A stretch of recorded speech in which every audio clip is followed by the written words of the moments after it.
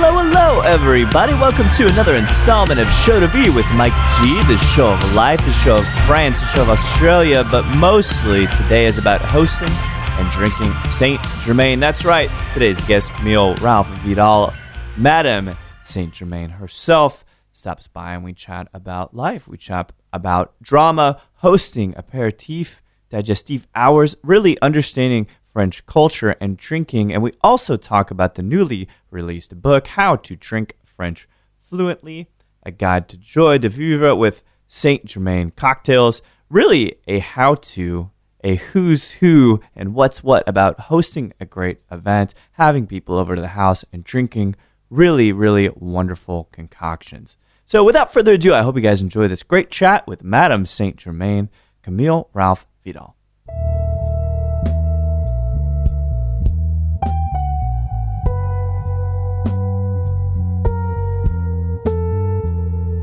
That especially in this industry, there's no many people that grew up and they were like, I want to be a bartender. Nobody grows up.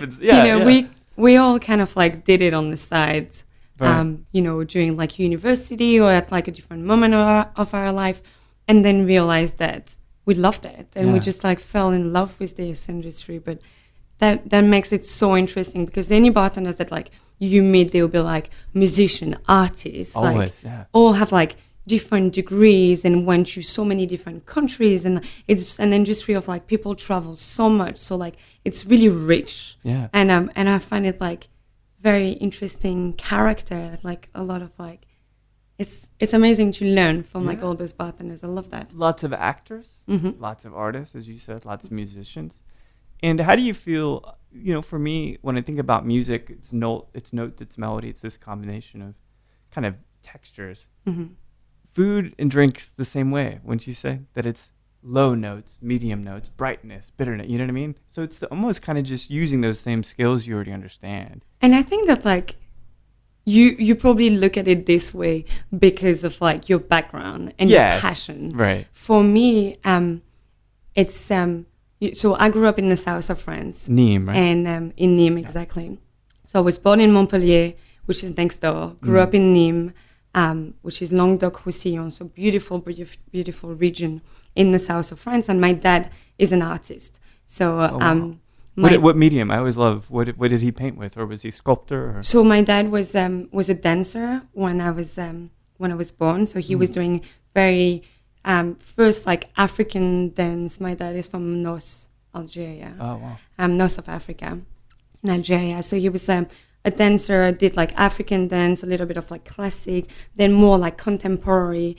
So when I was like maybe 2 years old, he used to have a show that he was doing when he would dance with like huge eagle. Yeah. So like big birds. And it was just like crazy. So it was always like very new, like pioneer, edgy, contemporary art. So I grew up in a theater, and then like when I was probably like 5, 6, he moved more into the theater and he started writing plays. Really? And he had his own theater. So like I grew up with like painters and like makeup artist people and like loads of like different artists with different medium. So I look at like, for me, drinks is very like visual because I went to an art school for a few years, and I have. So garnishes, are those important to you then? Yeah. And garnishes, color, glassware, very much the aesthetic. I think it's like, the first thing that you're gonna see is like what the drinks look like. It's like you look at a cocktail and you're like, oh, what's that? I would love to try this.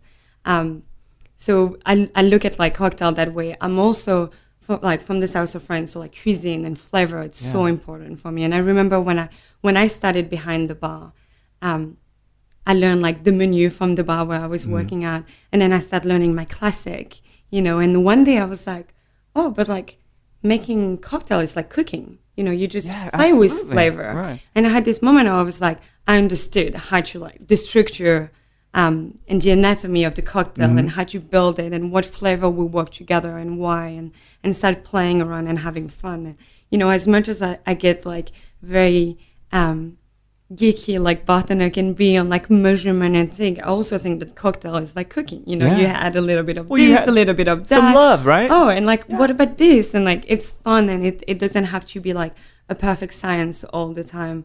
And hosting is something that I adore, and that's why I love this industry. I grew up like with my parents in this beautiful little house in the south of France, and I have memories of like sharing, you know, aperitif with them, with like no phone, no TV, in the garden, me drinking like a little syrup. So like actually like being a family. And like non-alcoholic drink. My dad having a pastis because I'm from the south, and my mother sipping on like a glass of wine or something like that. And it was like beautiful memories that I have of like getting together as a family, but also hosting, like having people. There will be always like people swinging by for the aperitif, and that's very much the French culture. It's like you will get invited for aperitif. You might not stay for dinner. Get ready for that. Because with your aperitif, that does not mean you're going to stay for dinner. But like, it's this moment when like people will open the house and welcome you and have like few nibbles and sip and like catch up. And it's like very much like friends and family. And or you finish work and you'll be like, oh, let's go grab an aperitif. And I really love that like culture. And I don't know that we have something that's so equivalent to that here. Happy hour's kind of like that, but it's not always the same. And I always say that like, for me, the difference between the aperitif and the happy hour is the aperitif is the first drink of the night. So it's you finish work, you finish your day, and you want to relax and win and share a nice moment with your friends and your family. Yeah. And it's the beginning of something. You know, it comes from the word aperire, the Latin word, which means to open. So it's supposed to open your stomach, but it's also supposed to open your night. Yeah. You know, I mean, I think about all these emotions. Yeah, too. all those emotions all of like, you know, it's like the opening of something. Yeah. So when it's a different like state of mind, because for me, the happy hour is to end the day. Yeah. So people finish the day and they go and they have like a few drinks and, you know, the chip, and they might have like a 2-for-1 and they just like consume and go home. Right. It's like the end of something when the aperitif is the beginning of something else. Which I think it's a different way to look at it. It is a very different. Yeah. It's a more hopeful, more optimistic. Yeah. You know, which I think we need. Yeah. Maybe we should just rebrand happy hours and say, no. I call that the aperitif hour. See, that's much better. So I'm like, okay, we can mix the both. Yeah, like, knowing that we don't have to go home just so soon. There's so much time left. And I think that like a lot of people are very much like embracing this aperitif culture all around the world. Like we see like the low ABV, the low proof cocktail movement very much rising everywhere, people getting more behind it. I did a seminar at Tales of the Cocktail last year talking about the aperitif, and it was called A Drink and a Way of Life. And I think there's many reasons why people are getting more interesting with the aperitif. Yeah.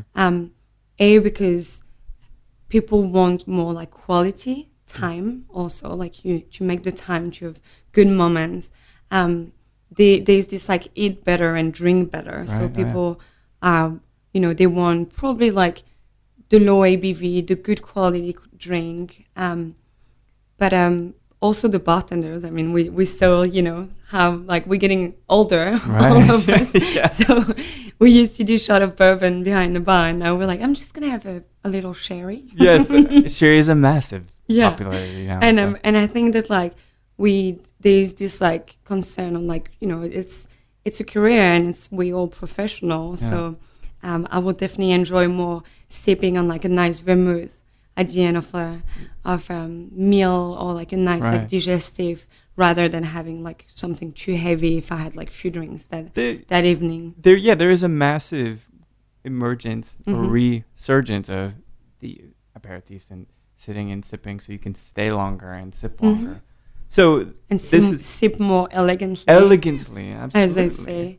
But I think it's also because we have access to much more of those beautiful products, those beautiful liqueurs, those beautiful aperitifs like vermouth and digestive as well. So it's a great time. It's an It is. age of enlightenment in terms of spirit. So it makes me wonder, because I've read about your relationship with art, your relationship with PR. So you have this business mindedness and this creative mindedness that just came together and kind of intersected. So let's go back a bit. When you talk about growing up in the theater, which seems so romantic to me, your father being a playwright or a writer for theater, what kinds of things what themes were they? Happy plays? Were they sad? Were they tragedy? they were very contemporary. Like, they were, I mean, they were new, they were edgy, they were fun, they were very different. I wouldn't say that they were like happy or sad. They were more like mixing a lot of like medium, like dance and music and like plays on like words and like, it was, I think my dad is an incredible artist and he did very like, at that time when he had his theater and everything, he was a very pioneer in what he was doing. But it was fun, and it really like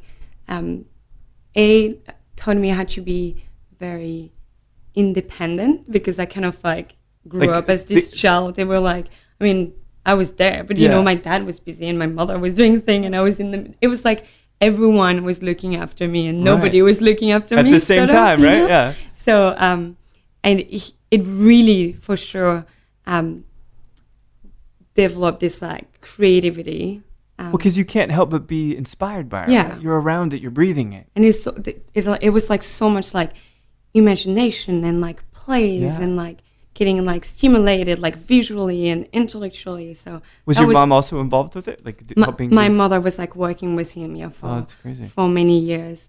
And then like I went traveling with my mother, and my parents kind of took different paths, and I moved to like French Polynesia, and then I came back to France, and my mother moved to Africa, and I feel like I was like in this like traveling. I used to travel a lot with my mother, and that taught me a lot as well. Like to be like open-minded, to learn from like different culture, different country, different people, and I love that. And I think that like it was kind of this moment when I felt like I was going into a bit of like every direction. So like I moved to Lyon in the middle of France. About how old when you moved to Lyon? I was like 17, 18, almost 18.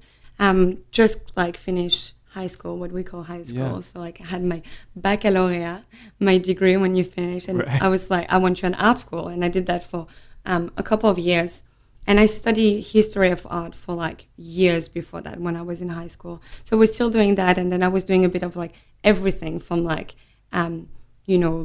architecture to like design to drawing, painting. So it was like a couple of years of like learning a bit of like all like fundamentals, just kind of across. Which was amazing. And did you find you had like a talent for any particular segment of it, or it was just give it all to me and I'll sort it out later? And I think that like growing up in the family with like artists, I always felt like that I had creativity, but I could never find what was my medium. Like I did a bit of dance, and I did a bit of everything, but I was like, okay. And then after 2 years in that school, I was like, I think that like I can use this like knowledge that I have with art and this like eye that I have with like composition and colors and thing towards something that I might not be the best artist, but I can use that artistic with some, like, soul, right? With something else. And that's why I went to communication, event management and marketing,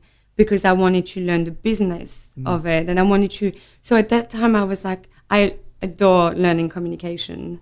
I did it in a way that like in France we have a system when you can work for a company and be at university at the same time, which was amazing because I got like experience and I got to put in practice what I was learning at university. So I did that and I got my degree, and then I was kind of like, when was that? I was like 23 and I needed a break. Just a break from just all of academia. It was like 5 years between like, my degree at like in this like art school and then communication and event management. So knowing, and it feels like you achieve a lot, and if you set your mind to something that you're going to do it. Oh, I think I definitely learned that from my parents, and especially from my mother.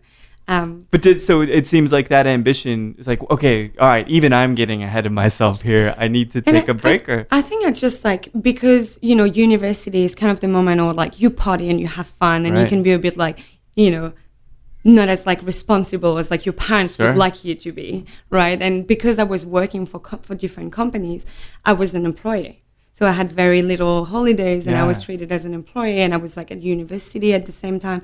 So, and I was like living on my own and, you know, looking after like all my expenses and everything. So I felt like I was already an adult and I just needed a break of this. And I didn't speak English at the time. So I graduated and my English was terrible. So I decided to move to travel and learn English. And so I was still in Lyon at that time, and between spending some time in Paris as well. And London was way too close. It was just next door. So I was like, okay, no, I think I'm going to go further. So I moved to Australia. Oh, where about in Australia? So I moved to Melbourne. Oh, that's amazing. And hospitality always been part of like my life, because my dad had a little bar in the theater, and I always worked in restaurant. I think I started when I was like 14. I'm supposed to say that, but yeah. So I was a waitress. That's very much the thing that you do in France when you're trying to make money on the side of like, you know, your studies. So I always work in hospitality. So I moved to Melbourne, and I didn't really know how long I would stay there. At first, I was like, maybe I'll go for 6 months, and I wanted to go back to France to like work in like event management, and so I was like, I'm going to go and I'm going to work so I can learn quickly English and I can meet a lot of people, and it would just be easier, and I can just like travel a bit. But I didn't want to go with like, you know, road tripping and ended up with, like, you again focus, right? But you know why you're going there. How different was that transition to Melbourne from Lyon? So I moved there, and I arrived and I didn't speak English, and I had my backpack, and I don't know how I got a job in sort of like a nightclub, which was a beautiful, like very premium VIP nightclub, small but definitely a nightclub. And I got an interview there, and the guy said to me, "Okay, cool. Well, come back tomorrow at 7 for a trial." And I didn't understand 7. And I had no clue what a trial was. So I still don't know what that means, actually. It sounds kind of, which is just like to do a shift to see if it's going to work. But I was like, okay, so I Google what time the place was opening, which I think was like 6 p.m. And I was like, they probably have like a couple of hours of like, you know, mise en place. Right. So I was like, I'm going to go at 4, because I had no clue what he said to me. Like, also Australian accent. I mean, I love the country. It's hard when you sometimes, don't speak, you know, you're French, you don't speak English, the accent is definitely not the easiest. So I got there. The guy was like, "What are you doing here?" And I was like, "Oh, I'm here to work," you know. He was like, "Okay, whatever, just come on in." And I remember we were like, the uniform was like a kimono. Oh, and so I was like wearing my uniform, and I was like trained by like this waitress who was like amazing and became one of my really good friends after that. But like, who was like talking like super like quick and like having those like all those like Australian words. And I was like, could not get a thing. Right. And the music was loud, and like the people like ordering things that I had no idea what it was. And I remember she looked at me after an hour and she said, "Okay, cool." Because she was like, "Okay, go and get some like splits," which I had no clue what it was, which meant like the little like soda thing to mix, because we were doing a lot of bottle service. And I was like, she looked at me and she was like, "Okay, so what we're going to do is you're just going to stand here and you're going to say hello." And I spent my entire evening being like, "Hello, hi, oh, hello, hi." And I was like, I went to university for 5 years. What am I doing? You know, couldn't communicate with people. Like, it was just like, you know, a low point in my life when I was like, okay, I can do this. And I remember the few months, like my first like couple of months there, I was like, I had no clue about cocktail. Because in France, I mean, it's been a few years now that like the cocktail culture is very booming and people are like embracing that in France. But I grew up, a cocktail would be a kir, which is like white wine and creme de cassis. Right. Or it would be a pastis that you will mix. But like cocktail was not part of our culture. We make a lot of spirit and delicious spirit in France and liqueurs. But cocktail was just not part of our culture. So I remember being there and like, not only I didn't speak English, I also had no clue about the cocktails. So people will like order for a cosmopolitan and I will go to the bar and try to like imitate the sound of what a soda heard. So I'd be like, can I have a cosmopolitan? And the bartender would be like, a what? A cosmopolitan. And they were like, cosmopolitan. I would be like, yes, that one, two, please. So like, I remember like the first time someone ordered for like a dry gin martini, which martini vermouth is really big in France. Yeah. And I was like, so what, you want gin with martini? No, I want a dry gin martini. So you want a shot of martini vermouth with gin? Like I was so confused because I had no clue. And then I started learning about cocktail. And then I started working in a different cocktail bar, which was more like smaller and very into like beautiful like cocktail creation. Right. And I remember like learning the menu and then learning my classic cocktail and then having this like kind of like epiphany when I was like, oh, it's like cooking. And I know flavor is part of like, I grew up with like cooking. My dad is a great cook. So flavor was always like part of like, you know, I have like so many childhood memories with like anise and like, you know, licorice and all this flavor that you get in the south of France. So I was like, I understand that. And then I had that moment where I was like, I really felt like that creating cocktail was my way to express my creativity. And I feel like that after finally found your medium. All, you know, time, like looking for that medium where I would feel like I could be creative. That was like the moment. And I still adore creating cocktail and absolutely adore this industry. So you're right when you think about cooking. Completely agree. There are mother cocktails, you know, if you think about it that way.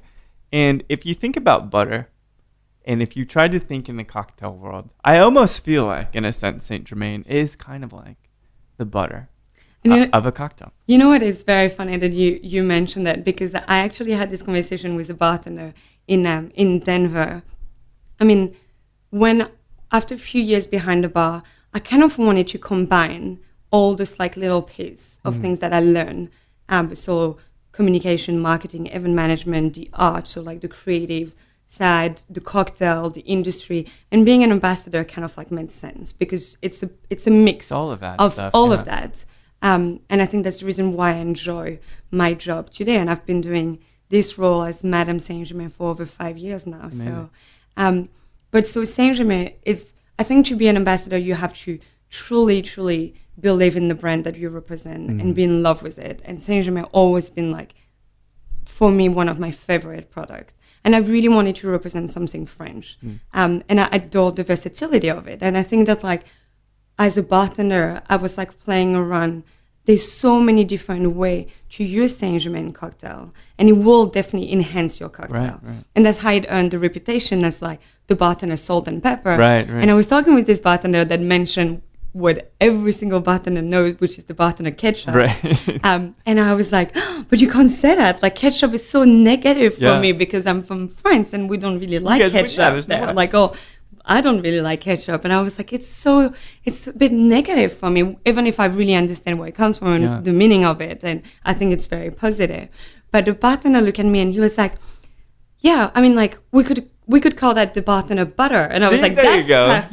Because we put butter everywhere in France and it does make taste. It always does. Make everything taste so much better. So I like that. That's good. I think that's analogy. An apt one. A little bit more nuanced and not as kind of, because it can get bad ketchup. I don't like ketchup.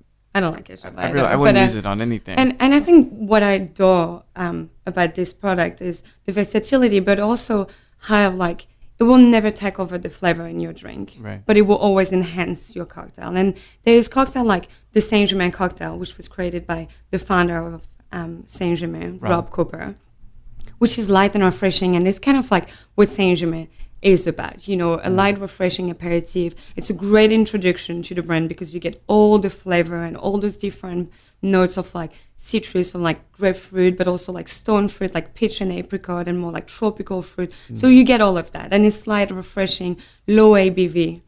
But then the versatility of it, you can use it in so many different directions. Right.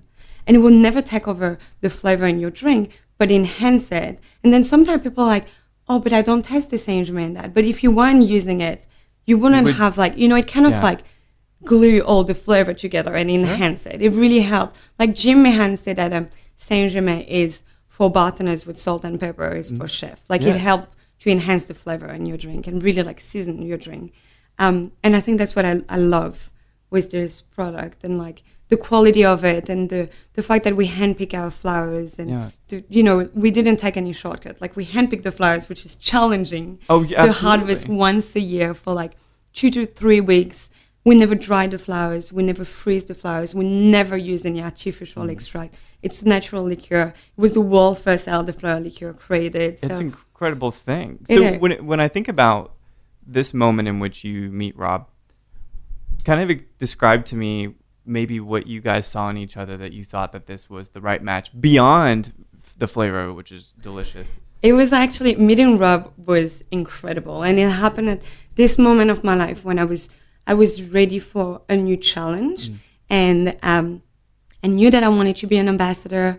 I looked at the bike bar where I worked, and I was like, this brand, I could get behind this brand, And St-Germain was definitely my number one. Sure. And I was still living in Melbourne at the time, and Rob Cooper came to do market visits, and he organized a bartender brunch.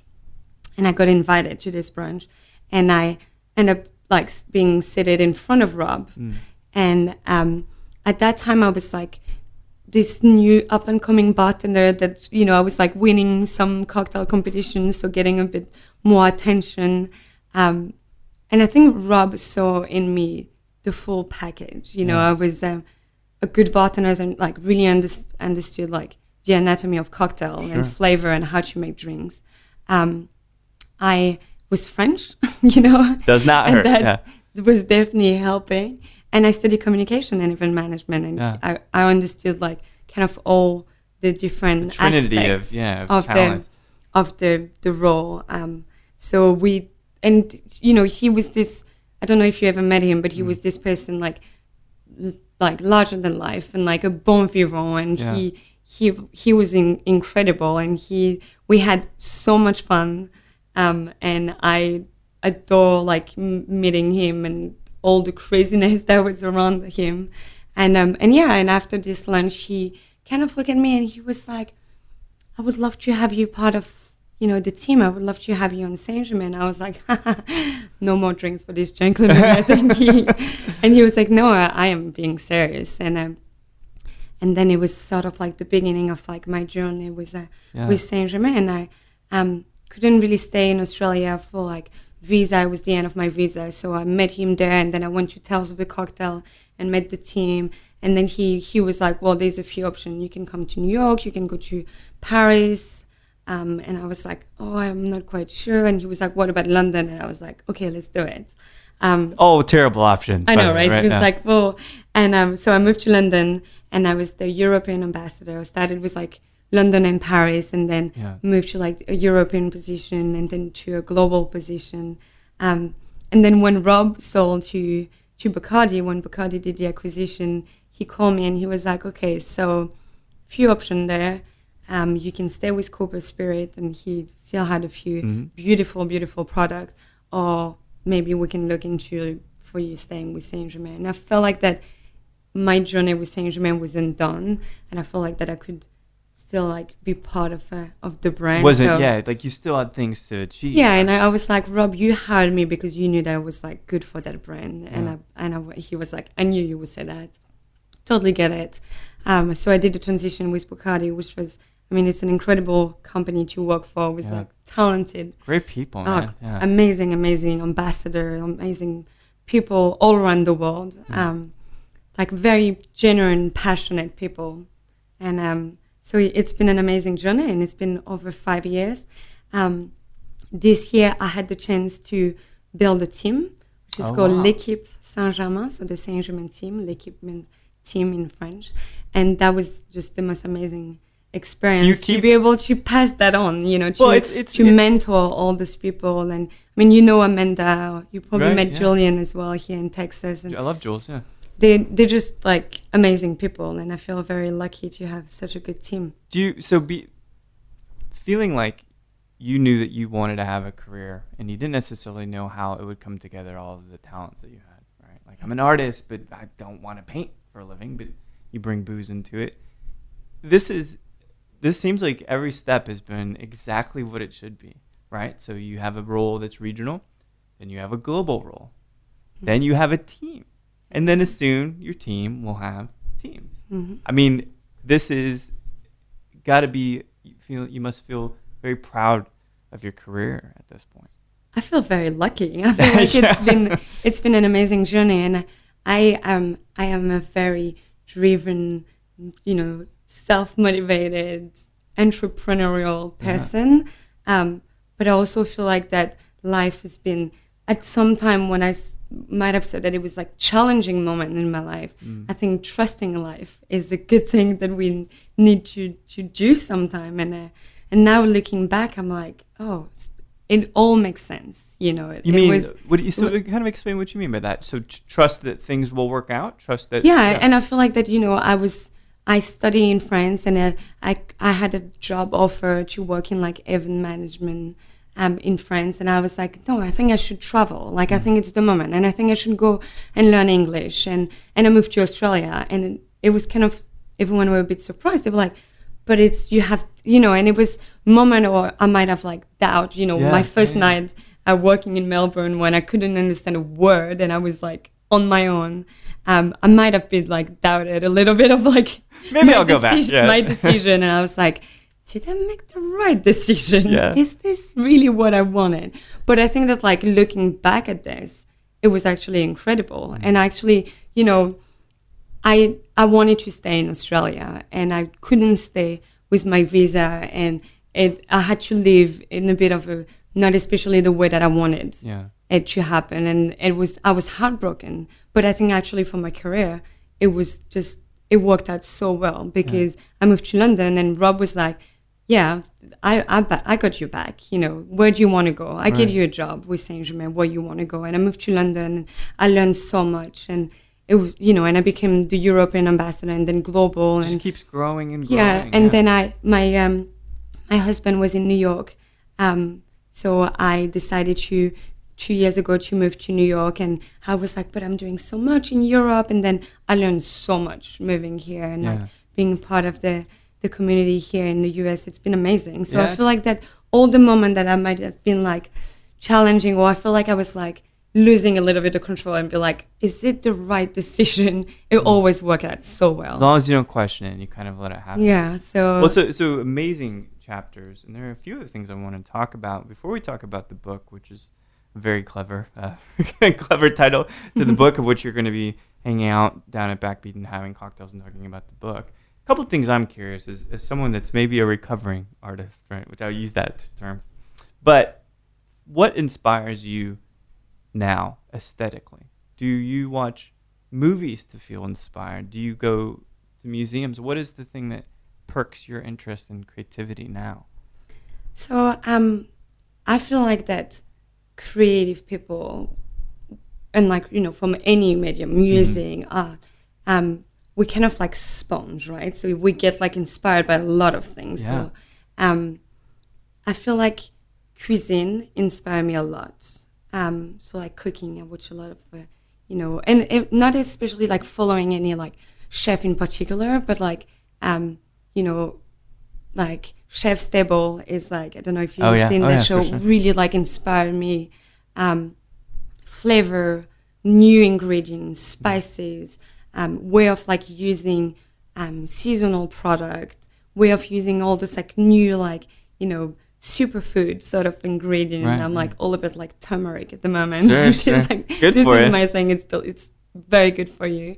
I was in Denver, and one of the bartender created a cocktail using it. So it was cachaça, St-Germain, Campari, turmeric, and lemon, and it was delicious. Use it in the right amount. Like salt and pepper, it's beautiful. It is beautiful. So I think like that inspired me a lot.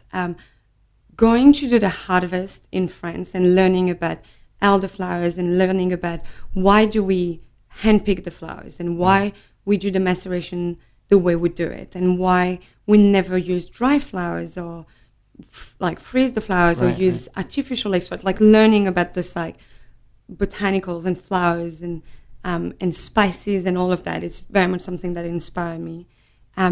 Visual design, photo. I love photography. Do you fashion. yourself take? Are you an amateur photographer? If my iPhone is a camera, then it kind of counts in some sense. I'm an iPhone photographer. Social media, I love the connection between bartenders, bars, and how we can share all of that on Instagram especially. I think it's a great platform to connect. It's a great way for me to follow what people are doing with St-Germain and come across some incredible recipes. So I think all of that inspired me. It's a big bubble of, or rather a big ecosystem of creativity. I'm jaded. I'm an American. That's what we do here, right? We get jaded and we get critical of stuff. But when you put it that way, that social media can be, Instagram can be these places where you can get inspired. You can get ideas from other people's ideas. I think that's a lovely way to look at it. And it's a community. And I mean, like, don't get me wrong. There's a whole side of the social media that I very much try to filter / blank out, but I think there's some positive out of it. Then you watch Black Mirror and you think that we are going not to the right direction. There's a lot, I mean, House of Cards is the same way. Yeah, House of Cards. We are House of Cards, but House of Cards was us first. Art imitating, or life imitating art, rather. But I think there is some like positive, and I like the community. I really love how all the bartenders get inspired by each other, and all the bars and the trend, how it moves, and I love that. I'm also very, especially since a year, looking at how this industry can find a bit more balance, health and drinking, health, that piece, and how can we still do what we do, but look after ourselves and find a bit more wellness and balance. It's very important. So I do, and especially with I love my job, and you follow my Instagram and you think that I have the most glamorous life, but you don't see the other side of it, you know? So you don't see that, for example, I was out until 3 a.m. last night, but I had to wake up at 6 a.m. to jump on the conference call to train a singer in London, and then jump on the plane and arrive in the hotel where the room wasn't ready, and I had to shower in the gym, and there were no hot water, and I had, you don't see the other side of it. So, for me, balance is very important, and I feel like that sometimes we get caught up in life and we have no time to breathe and think. And so I do a lot of yoga. I try to do some meditation as much as I can. I try to eat healthy because being on the road, it is not always easy. And I very try to give that to my team, to l'équipe, to make sure that they find the balance. And the last thing that I want is them burning out and working too hard. So you being a good example, that's what helps them. To help and support them to find that balance, but also to find maybe ways to help and support the bartenders to find this balance. So that's definitely not something that's something that's brewing. You're thinking about projects in my head at the moment. But I think it's a beautiful industry. It's an amazing community. It is full of talented, creative people that inspire me. I think a lot of bartenders, a lot of bars very much inspire me. I love meeting all those people, and even the book tour, it's been amazing to go to all the cities and so how talk about it. And you live it's a very rock starish thing. I always say that it's like that. You perform in a sense because you have to go and kind of educate a room, charm a room, but you've got to travel from place to place. But I think before even all of that begins, how did this idea for how to drink French fluently, how did that come about? How did you get involved as a writer now? The next thing, you keep amassing these projects, these achievements, so it is not a surprise you have a book now. I mean, this project has been incredible to work on, and I am so happy with what we've done. The idea of the book come of a few ideas. First, so it's a cocktail book organized by hour of the day. Oh, interesting. Okay. So after traveling all around the world for all those many years and trying to getting to try all those delicious recipe and creation for created by bartenders, I wanted to start like to collect all this like recipe to share that with the world, but also to say thank you to all the bartenders for creating all those delicious cocktail using St-Germain. Right. Because I think that being an ambassador is not about yourself, but is actually about creating a platform for the bartenders to grow in their career and to hero those bartenders. Yeah. So it was a bit of that, and then it was also I wanted to create a cocktail book, but in a different way. So instead of just looking at like recipe, because it's like, it's like a cooking book. You look at it and you're like, oh, that looks good. That sounds delicious. Yeah. But you don't always like make the recipe at home, right? That's so right, I have a few books at home, and unfortunately I haven't made many of the recipes. But so I wanted to do more than just like a beautiful book that you would look at and then put it back on the coffee table and don't do much with it. So I look at like different way, and again, looking at like cooking and cuisine, I think that like there's time of the day for different cocktails, right? So if you look at the book, there's 5 different chapters, from brunch to daytime, aperitif, dinner, and nightcap. And the idea was to showcase the versatility of St-Germain and inspire bartenders on how to use it in different ways. But it was also to look at like occasion versus just recipes. I see. So to talk about what you drink and when you drink it, and why the cocktail that you're gonna have for brunch will be totally different than what you're gonna have for a nightcap to finish the evening and punctuate the evening. The same way that what you're gonna have for breakfast is not what you're gonna have for dinner. It's you being a host in a book, isn't it? It is what? It's you. If someone was coming to your place, this is how you would host. And I wanted to make it like more than just a cocktail book, to make it more like a guide. Right. So that's why it says a guide to joie de vivre. So there's a lot of like tips and advice on like how to host an aperitif, how to make an aperitif at home, and what's the art of the nightcap, and what's the palate of the daytime drinker.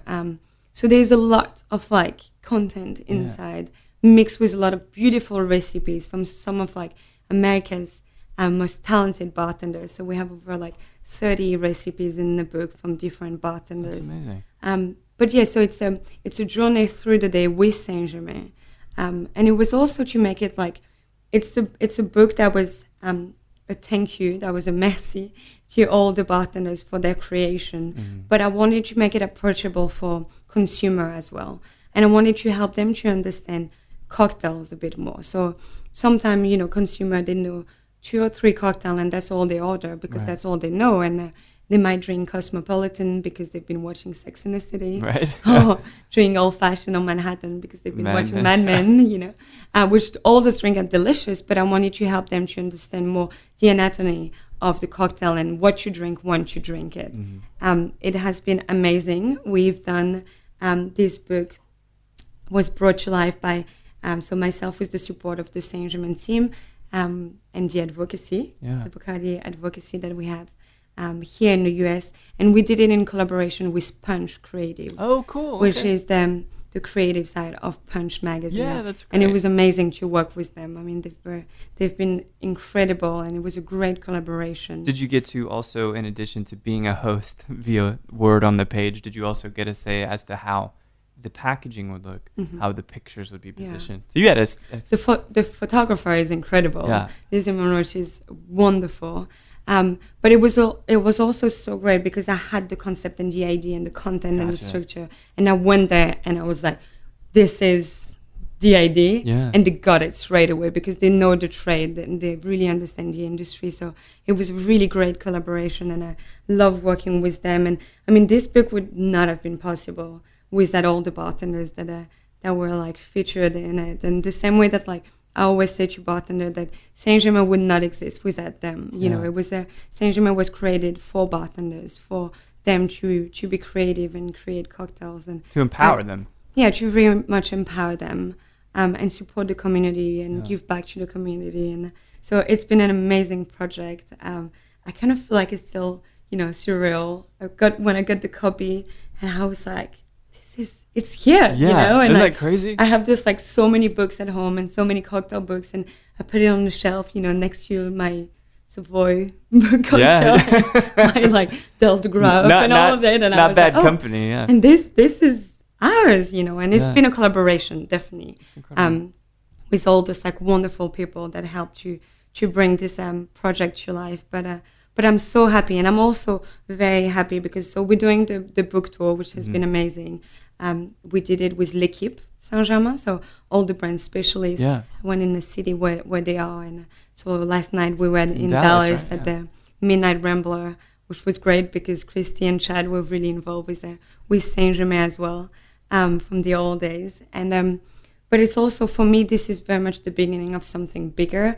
And I really want to create a platform for bartenders to be part of it and share all those like recipes, but also all those like tips and advice was like in the industry, and some like how to do things, and to like include more bartenders. And not this one was in the US because I live here, and it was a great opportunity for me to work with some of the great bartenders here. But I want to bring it more like global and create a bigger platform. Well, I mean, it's just a matter of time. It is. I mean, it is such an it is international just the beginning, brand, you know.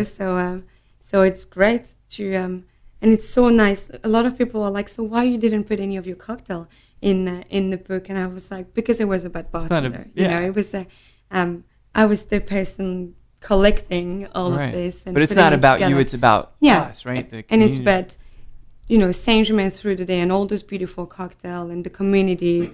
But yeah, it's been amazing, and I always say to everyone I give the book, I hope you enjoy reading it as much as I enjoy working on it. You know, it's been an amazing, amazing project. That's incredible. Well, so I know you because I feel very lucky to be able to catch you on this hectic tour, this rock star schedule of tour dates and book tour, you know. So that's amazing that we're able to sit down and chat. So I have 2 questions left for you.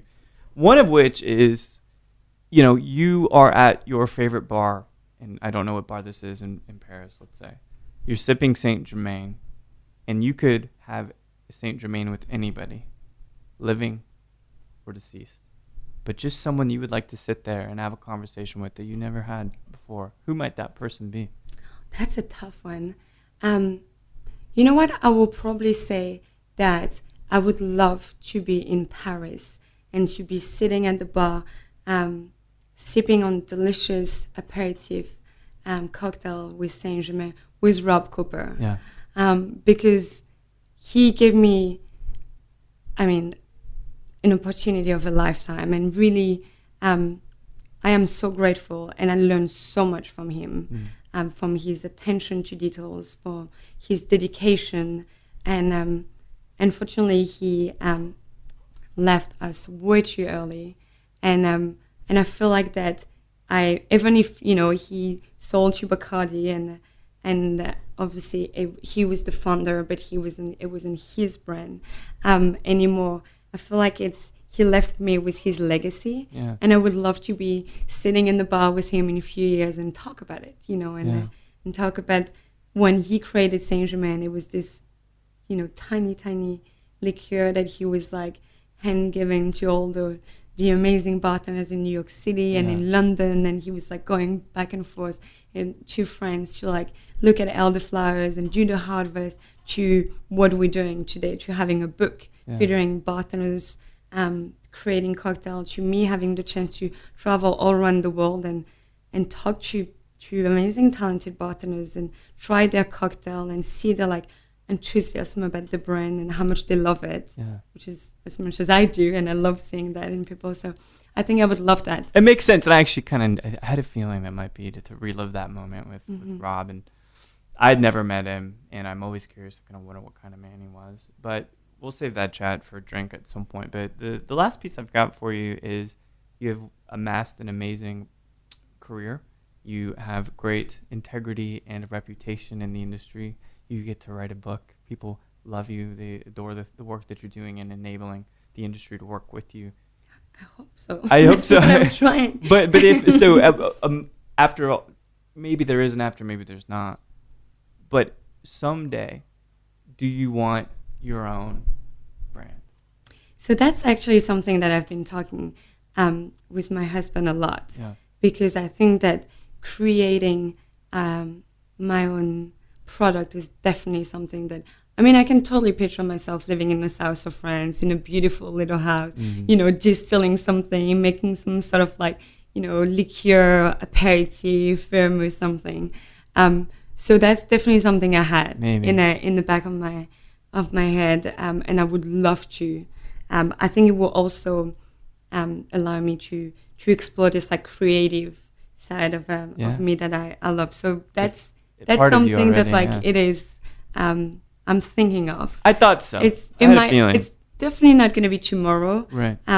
But that's something I would love to do for sure. Well, I'm sure that your ambition, I'm sure that your fastidiousness and getting things done and doing new things, exciting things, I think it'll make it happen eventually. So it's been really lovely, and I love to finally kind of go to the source of St-Germain, which I've been enjoying all of these years. A few nights I can recall how lovely it is, and a few I can't actually recall how lovely it was. But Camille, it's been just brilliant chatting with you. Well, and good luck so with the rest of the tour. I hope you have a good time here in Texas. Well, I hope you can make it for the launch tonight. And thank you so much for having me. It's always like such a pleasure to be able to talk about this beautiful brand and to like share this like journey with St-Germain. That's been pretty incredible. Nothing short of incredible. Thank you so much for chatting. Thank you so much. Merci. Merci.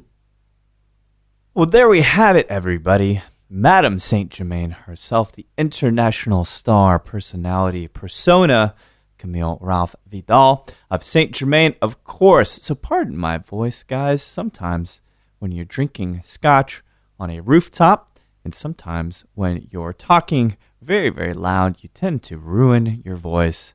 So we're getting the AM version this week. But thank you so much, Camille, for stopping by. Bacardi team for making this happen. And it was lovely sipping some cocktails with St-Germain, but also looking at the wonderful typography, the wonderful aesthetic and design and concept of the book, How to Drink French Fluently. And it's great that you get to stop by Texas. I hope you're here again soon, and we'll chat even more. Thank you, Camille. And thank you, everybody, for listening to Show to V with Mike G. No matter how many times you forget to realize that Alfred Hitchcock was a wonderful director and writer, or if you're thinking about what's the best solution to get my voice back, Mike, please keep dancing.